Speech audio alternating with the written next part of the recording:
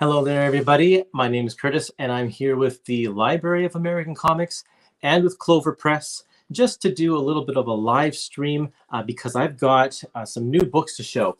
This is Terry and the Pirates, the Master Collection. This is not the new book I'm going to show. I'm going to show the new book in just a little bit, but I just wanted to talk about Terry and the Pirates a little bit.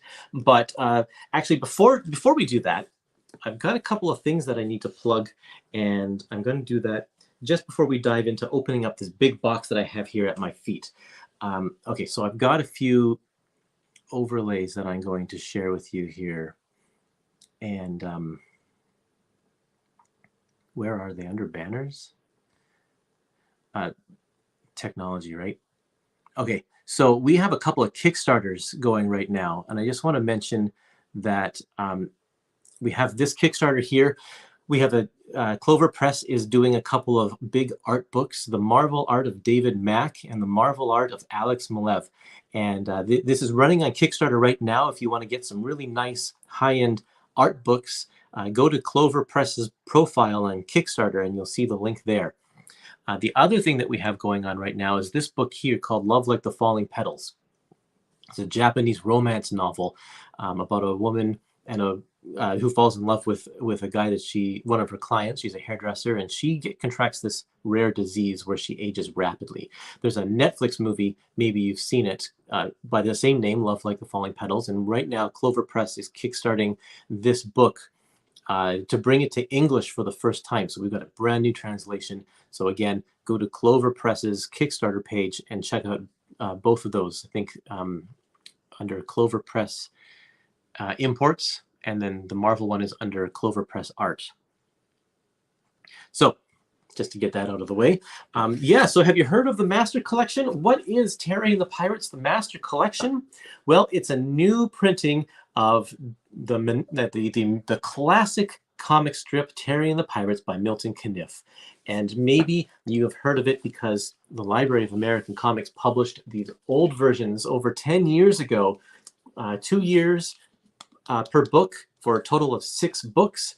And people really love them because people really love Terry and the Pirates.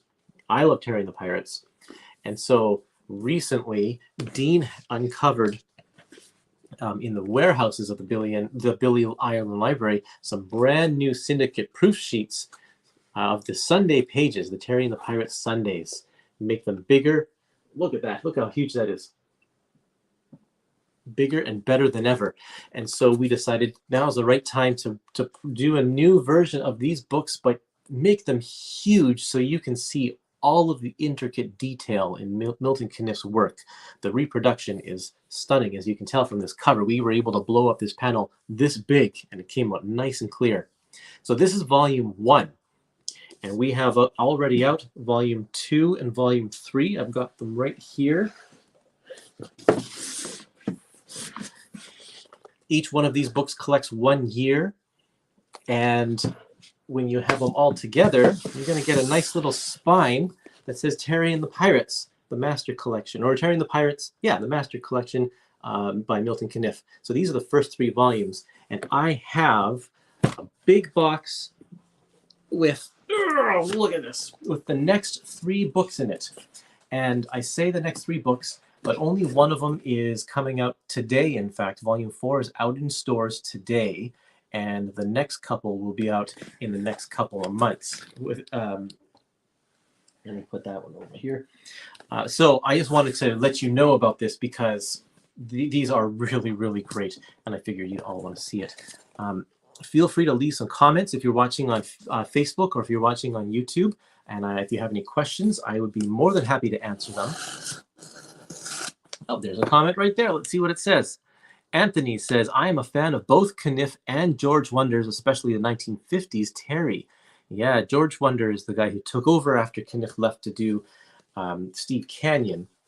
And he did Terry for even longer than Caniff did. But unfortunately, Library of American Comics isn't reprinting the Wonder Years. Get it? The Wonder Years. I love it. We're just doing the Caniff stuff. And I think there was another company that did the that started the Wonder Years. Was it Hermes Press? I don't think they got too far into that series. So Clover decided to print all 3 of these books, volumes 4, 5, and 6 together at the same time. And if you have a subscription on Clover Press, you can actually get all of these shipped to you together right away. You don't have to wait for the retail dates. That's the way that they decided to do things. Let's check this out. It's a big box. These are 3 big books. This is direct from Clover Press, so they do some really nice packaging as well. Got some bubble wrap. And we've got another box inside the box. Oh. So let's get this one out of the way. Box inside the box. All 3 of them are going to be on here.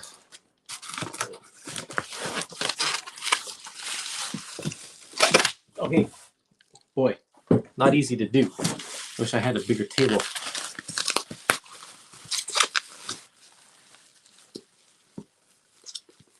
(1938), Terry and the Pirates. It's called Pirate, Queen, and Patriot. There's that one. And then volume 5 and volume 6 all together. They're all individually wrapped as well. Oh, here's another comment here from Tom. He's a regular over on the LOAC Facebook group. Hermes did wonder for 2 volumes. First is tough to find, and the second is available. So if you want to check out Hermes, the Hermes volumes of the Wonder Years, there you go. Let's see what the spines look like, because I haven't seen this yet. If we put all of them together, oh boy, starting to come together. There's going to be 12 volumes in total, and this is half of the picture. You can see the LOAC logo kind of half done right there. That's the halfway mark. Boy, oh, this is sure heavy.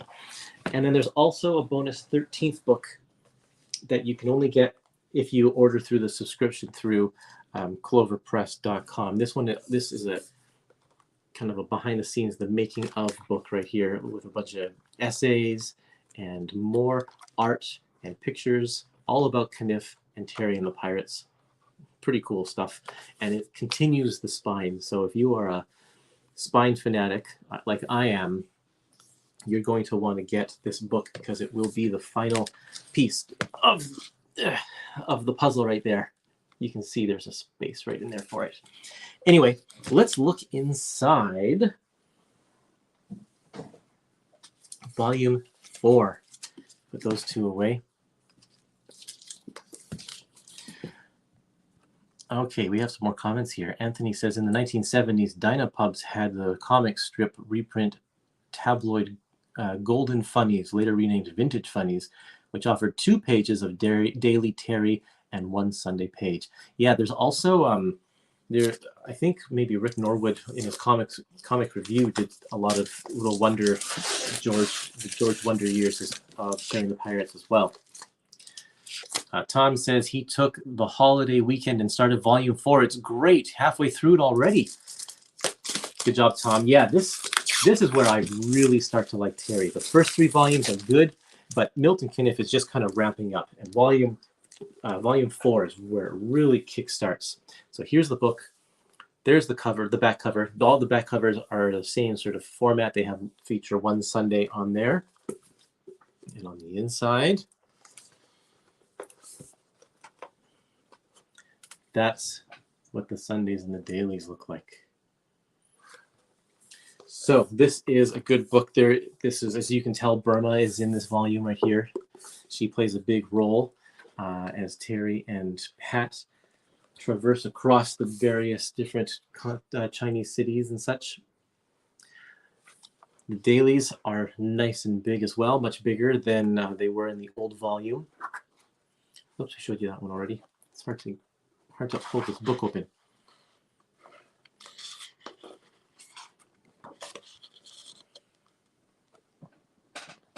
I don't know if you can see that detail on the live stream, but it sure is nice. Milton Kniff was a master storyteller, but also a master draftsman. All of his compositions in every panel is just a masterpiece. My good friend Jim over in Australia says, any plans to fire up LOAC TV for another season? Yeah, I probably should do that. Get some more interviews and stuff going. Now that we have more of this to talk about, maybe we can. Bob says, these are gorgeous. Thanks, Bob. Yeah, I think Dean deserves a lot of credit. Dean put these together, and they're just absolutely fantastic. And they just look super sharp.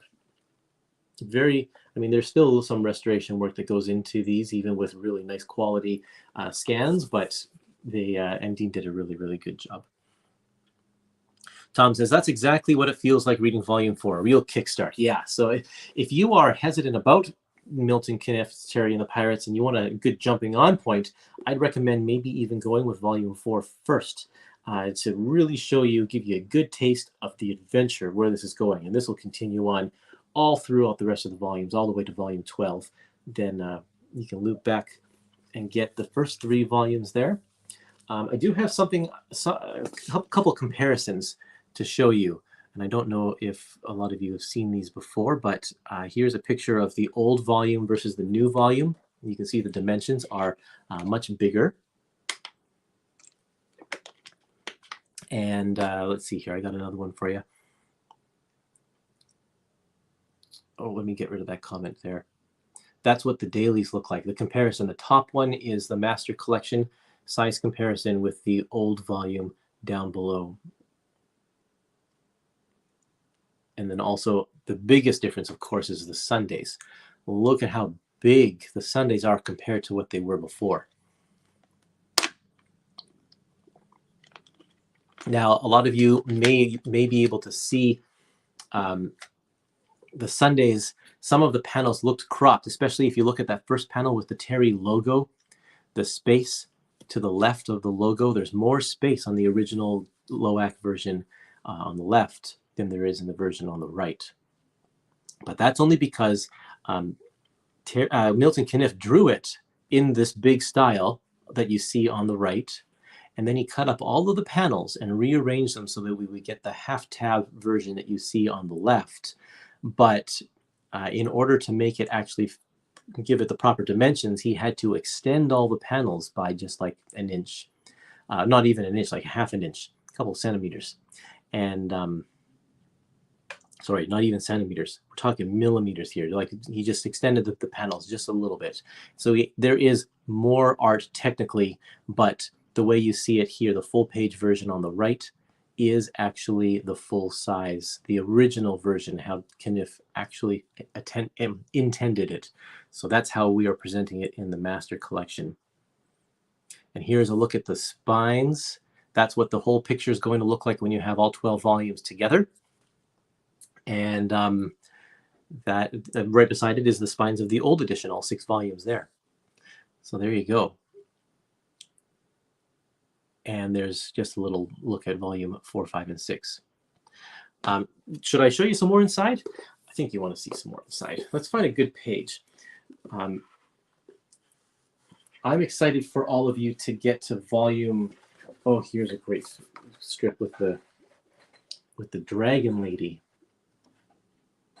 One of the menacing characters, sometimes ally, sometimes enemy of Pat Ryan and Terry. I love just the look at this. Look at how it's all draped in the shadow in the back there. It draws your eye right to the focus of this little guy in the corner here. It's so great. It's an amazing use of color. I love just the light coming off of here. The color in this looks so much better than the original version because this is how Caniff. This is based on the files that Caniff sent to the syndicates. I'm so excited for you to get to this volume here, volume 6, because we're going to meet this character here, Raven Sherman, and she has a great story in this book here. Let's see if we can get inside. We got a new comment. Let's see what it says here. Oh, few comments here. Let's see. Anthony says Wally Wood assisted Wonder on Terry, and when the Mad comic book did a parody on Terry, Wood was the artist. That's kind of cool. The Terry parody was reprinted in the paperback Mad Strikes Back. I'm gonna have to try and find that. That sounds really cool. And Kale says, just received volumes 4 to 6 from my subscription. Thanks for being a subscriber, Kale. Appreciate that. Gorgeous archival presentation. I'm probably getting ahead of myself, but when can the subscribers look forward to volumes 7 to 9? Well, you do have a little bit of a wait because unfortunately we sent you all 3 at once. So we have to wait for all of these volumes to hit retail. So we're looking at volume 7 to 9 to be more like maybe springtime of 2024. So as long as we don't hit any delays, so making books like this sometimes takes a little bit more care and attention at the printer than your standard book, just because of the sheer size of them. They're not used to doing stuff this big. So it takes a little longer, but we'll get them to you as soon as we can. Let's see, more volumes here. Will this book format continue with other strips being reprinted from now on, such as Little Orphan Annie, volume 17? No, the only reason why we're doing them this big is because we got the syndicate proof sheets, a complete run of syndicate proof sheets for the Sundays. That's the only reason. We couldn't get newspaper scans to look this good. So unfortunately, unless we find a huge stash of syndicate proof sheets for Little Orphan Annie, I don't think we're going to be able to get anything nearly close to this kind of volume or quality. But thanks for your comment, Mark. Appreciate it.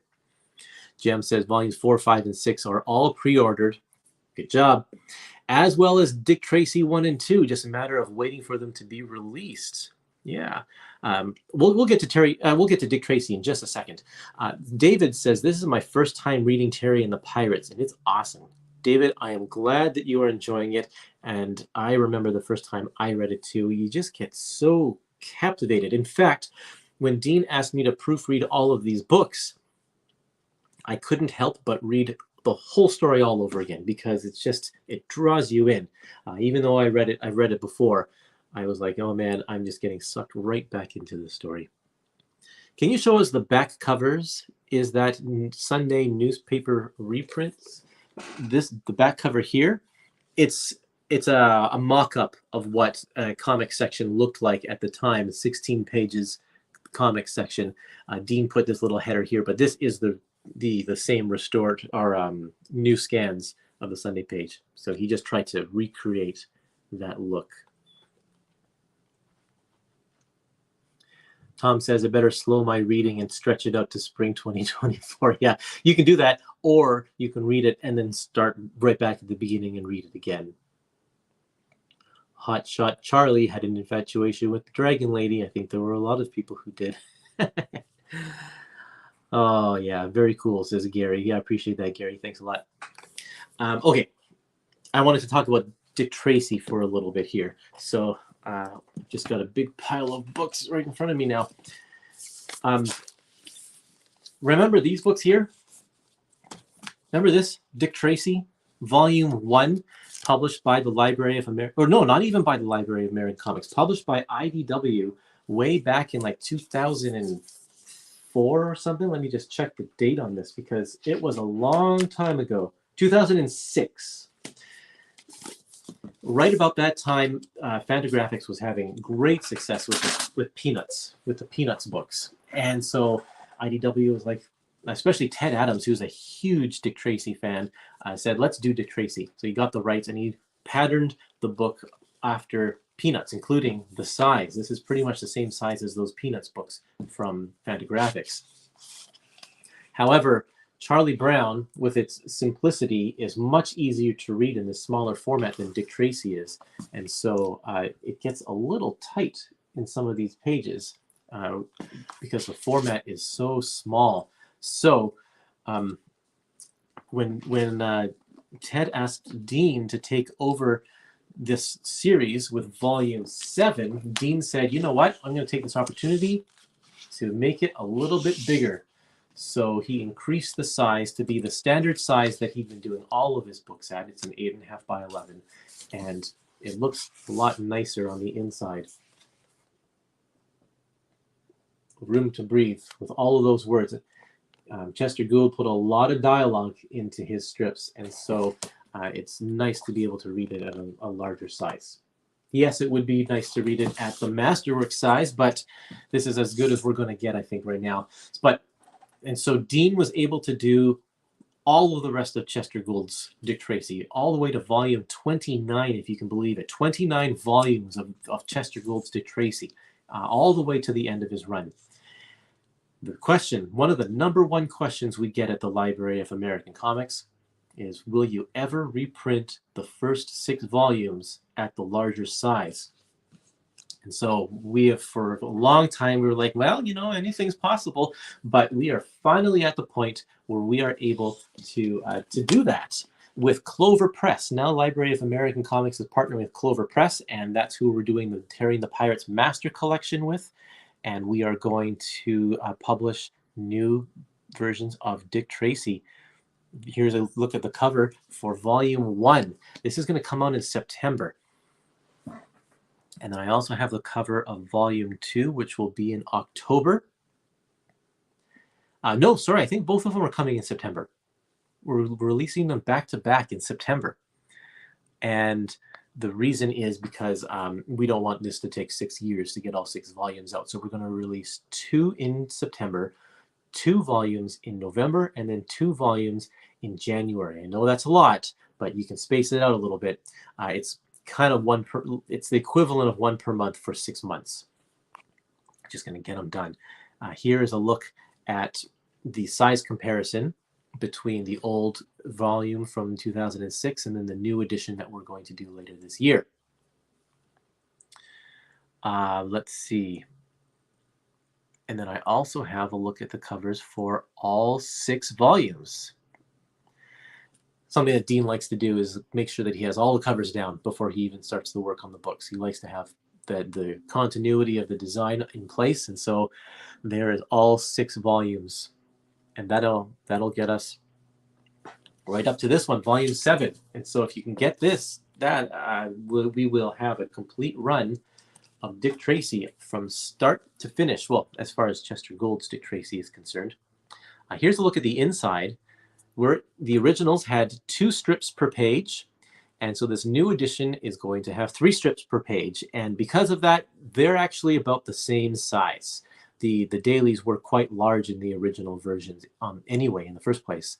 So that's what that's going to look like. Here's a look at the Sundays. The difference in Sundays is pretty drastic, so that's pretty cool. We are sticking with black and white. I know that's a question you're all going to ask, is are these ones going to be in color, the Sundays in color? We're sticking with black and white. That work is already done, so it's going to match the rest of the series if we just keep it in black and white. Sorry for those of you who were hoping to have them in color. However, if you do remember, volume 1 has a few color strips at the very back. All of the stuff before Dick Tracy's Sundays joined the daily continuity. There's maybe, I don't know, 20 of them or so. IDW stuck them in the back of volume 1, and they were on a fake yellow cover, yellowy brown color to make it look like old newsprint. But Dean's like, nah, let's actually make it look good. So we have here, sorry, no knock to the original version. The original version did what it had to do at the time, but after over a decade of doing these books, we know what the readers are looking for. And so we're giving you some restored Dick Tracy, and unfortunately that's all the color you're going to get. But let's see, we have some questions here now. The Drunken Sailor says, wait, so 7 volumes for the complete Dick Tracy strips? No, 29 volumes. 29 volumes. And volumes, they're all out already because we've been releasing them over the past decade. A lot of them are out of print and hard to find, but 29 volumes. And so the first 6 volumes, like I said, were the ones that were the smaller size. So now we are just doing the 6 volumes in the larger size, this larger size here, so that we can catch up with volume 7, which was already released like 10 years ago. David says the new covers are so much more attractive. Thanks, David. I'll pass that comment along to Dean. I'm sure he'll be happy to hear. There's my friend Jeff. He says, Hi, Curtis. I'm happy. I'm so happy with the new Terry books and can't wait for Dick Tracy Remastered. Thank you, Loak, for doing these. Thanks, Jeff. I appreciate that. We are all having trouble getting volumes 21, 22, and 23 with the moon years when Dick Tracy went to the moon. So the question is, will Loak be considering reprinting anything past the new volumes 1 through 6, which I'm really looking forward to, by the way? That is a great question, Tom, and you are not the only person that asks that. A lot of people are asking if the other volumes will come back in print. The answer is I don't know. It really depends on how well these volume 1 through 6 sell for Clover Press. I mean, they're the ones who are going to call the shots on that. If they do really, really well, then they would definitely consider more Dick Tracy. And I think the plan right now, I don't know if I'm supposed to say this, so don't tell anybody I'm saying this, but I think we're going to try maybe some soft cover editions. Like, Fantagraphics has now gone back and done their soft cover Peanuts as well. That's a lot more reasonable to keep in print for a longer period of time. So we might do that. I know it's like, I have all of these volumes in hardcover, but I don't want the soft cover volume 20 and 21 or whatever. I feel ya. I have a whole bunch of Little Abner, the ones that Kitchen Sink did. I have them all hardcover except for 3 of them are soft cover because that's all I could find. So unfortunately, it happens. But if you can make some noise and convince all your friends to buy these new versions of volume 1 through 6, then that will give Clover maybe a little bit of a kick in the pants. Anthony says, Little Abner and Dick Tracy started my love for comic strips. That's great. Both great options there. Drunken Sailor says this is following up on his other comment that says, after Chester Gould's 29 volumes, it's all new ones after that. After that, Max Allan Collins took over with Rick Fletcher, and they did that for a couple of years. And then after that, Collins kept on going, I think. And who was it? Dick Locker that took over? I can't remember exactly now the order, but Dick Tracy's still running in newspapers to this day. We have who's doing it now? Mike Kurtis and Sherry Plegert, I think, are doing the strip now. And if you haven't seen that, you should check it out online because there's some cool things going on with Dick Tracy these days. Tom says, I'm happily awaiting the Alex Toth animation volume in soft cover. The hardcover is $200 online. Yeah. That was a surprise. IDW was like, let's do these in soft cover. And Dean's like, that's a great idea. Because, yeah, those ones sold out. And we did reprint, I think, the first one in hardcover, but they're really, really expensive to print. Really nice quality paper, hardcover, the large size. It's not cost effective, unfortunately. So yeah, here's a little tip for you. The Alex Toth paperback of the first book, Genius Illustrated, I have to remember the order. Yeah, that one is actually more complete than the hardcover version because there's a strip, a restored version of John Fury comic book in there. And at the time that we were doing the first edition, the hardcover edition, we were missing the final page of that story. But since, in the time that's passed, Dean actually found that last page. So we put it in the softcover version for all of you completists out there. Okay. I think that's all I have to talk about today. Anybody want to see anything else or have any questions? I'm happy to answer or show off some other stuff. We could open up this book, take a look. Again, if you want to subscribe to the series through Clover Press, have them mailed to your door, you can do that. And Clover Press has some payment plan options because these are little pricey books. Maybe you can't drop as much money all at once. But if you do sign up for the subscription, you will be able to get all 6 volumes right away. We have them in stock, and also the 13th volume. So that's 7 books that you could have right away and then be on the list to get the other orders as soon as they come in. sort of the other volumes as soon as they come in, volume 7 through 9. We're going to do the same thing again, print 7 and 9 together all at once, so that subscribers and people who order just the 3-volume bundle off of Clover Press's website will be able to get all of those right away. This is April Kane and Terry. I love their little relationship. It's just quite adorable. Some more absolutely beautiful looking Sunday pages from Milton Caniff. Oh, here's a good question from Bob. Thanks for thinking of this. When is the next For Better or For Worse volume coming? It has taken a long time, hasn't it? And yeah, it just caught up in some behind the scenes delays. But volume 7 is currently at the printer, and it's scheduled to be hitting stores in September. I think late September, or maybe it's early October. It depends on how fast it gets here. It's traveling overseas. So, sometimes that takes a little longer than we want. But yeah, For Better or For Worse, volume 7 coming in September. And that has the years 2000 to 2003. It's the first volume of the 2000s decade. And I had a lot of fun putting that one together. There are some great stories. All of the kids are growing up fast. Michael, in fact, that story is the story of Michael's. Sorry, that volume is the story of Michael's wedding. He got engaged in the very last strip of volume 6, and so this volume tells the story of the wedding preparations. And since we packed in 3 years of strips in there, we also get to see the birth of his first child. And then Elizabeth in that volume is growing up. She's graduating high school in this volume and going off to college, learning to be a teacher. So volume 8, and we're working on that one now. I guess we hope to have that one in stores in spring 2024. And then the last volume 9, is going to come out probably more like the summertime. Then after that, the whole series of For Better or For Worse, all 30 years of Lynn Johnston's strips, will be all collected in 9 volumes. And when we have some other stuff planned with Lynn and For Better or For Worse related after that, but I'll get into that another time.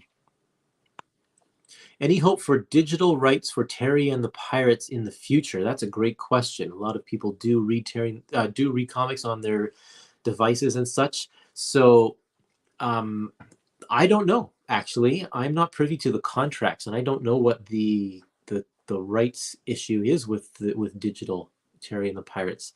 That might be something I have to ask the guys at Clover and see what they say about that. But that is a good question. If anybody else wants digital versions of these books, then speak up and let us know so that we know how popular of a request that is. Tom says pre-order it now. It's great. You're talking about For Better or For Worse? It says, I noticed that some of the earlier volumes are again available on Amazon. Did you reprint? Not that I know of. I don't think so. So if they are available, that's fantastic. In fact, if volume 3 is available, that would be really something, because that one is very hard to find now. Let's have a look here. I'm just going to do a quick look, because that's very interesting. Everybody, you can follow along. Everybody go to Amazon and search for Better or For Worse.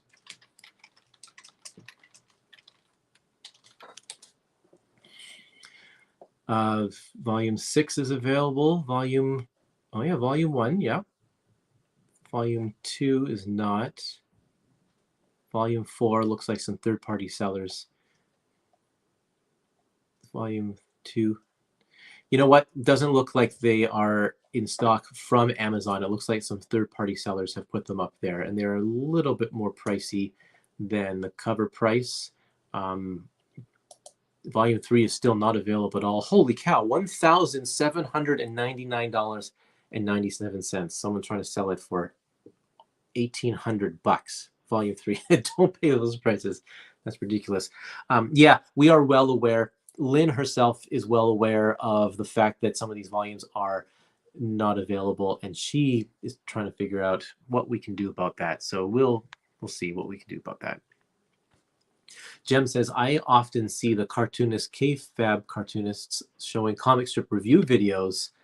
They pay homage to Dean sometimes, and I reckon the KFab effect would see a lot of prospective new readers to be introduced to Terry and Dick Tracy. Those guys are great. I love their analysis. They do some really cool, just give you some cool insights into just the world of cartooning. That's a great idea. I wonder if they have done Terry and the Pirates. Maybe not. Carlos says, we would really like to see a Little Orphan Annie reprint by Clover Press as well. Don't think that's going to happen anytime soon. Yeah, I don't think that's going to happen anytime soon as well. So just because we're working with Clover doesn't mean that all of the rights came with us. In fact, a lot of those rights were negotiated by IDW, and so we don't have control over that. And Little Orphan Annie is one of those things where if we wanted to go back, we would actually have to go get those rights and renegotiate that. So at this time, I'm not sure that that's on Clover's radar. They are pretty busy with the other books that they're doing and Terry, so we might have to wait to see if opportunity comes at a later date. Complete for Better or for Worse will be an amazing achievement. I agree, and I'm so happy to have been a part of that. Speaking of For Better or For Worse, what are we speaking of? Tom's giving me some comments, but I'm not sure what he's referring to. It was a week ago. Crazy. Yeah. I don't know. I don't have anything else to say. We went through all of the stuff that I wanted to cover. Terry and the Pirates, Dick Tracy, and For Better or For Worse. And I also, if you missed the beginning of the live stream, I'm going to say again that we have a couple of Kickstarters that are going on right now. I'll show you some images. We got a deal, Clover Press. This is not a Library of American Comics book. This is a Clover Press book. They have a deal with Marvel to publish 2 giant art books, the Marvel art of David Mack and the Marvel art of Alex Malev.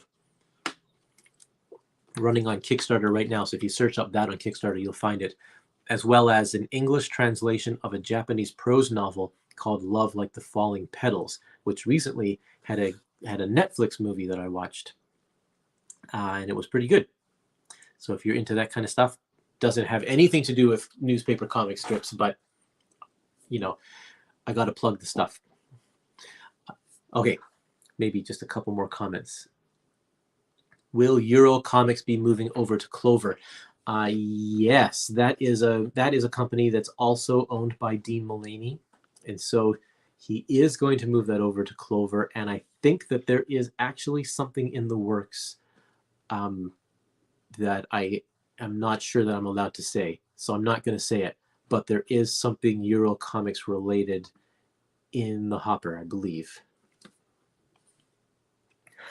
Okay. I'm going to sign off, everybody. I want to thank everyone who watched and left some comments here. If you are watching this on the Library of American Comics YouTube page, I would appreciate some likes and some subscribes. And I'm also simulcasting this to the Clover Press YouTube channel. Yes, there is a Clover Press YouTube channel that we are just starting up and starting to put some content on there as well. So give that a subscribe if you can as well. Thanks everyone for being a part of this. And oh, I like this. Thanks, Bob. Thanks for answering your questions, Kurtis. You rock. Thanks. Appreciate that. Everybody, I hope you have a great week. And yeah, I'll be back again another time to talk about some more books. See you later.